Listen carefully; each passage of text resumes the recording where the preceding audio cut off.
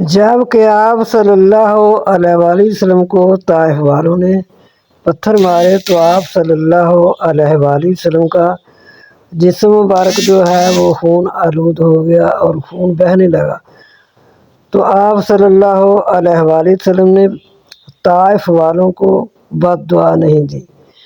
لیکن جب ایک جنگ میں آپ صلی اللہ علیہ وآلہ وسلم کی نماز قضا ہو گئی، عصر کی نماز نہ پڑھی گئی، سورج غروب ہو گیا، تو آپ صلی اللہ علیہ وآلہ وسلم نے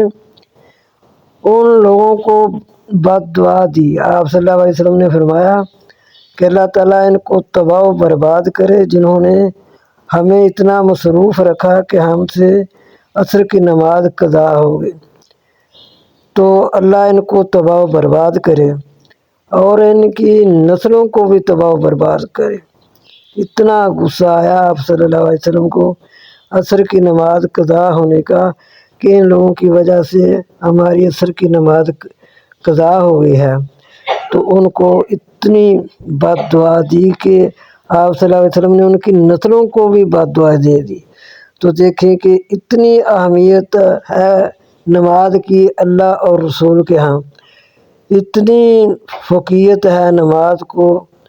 اللہ اور رسول کے ہاں،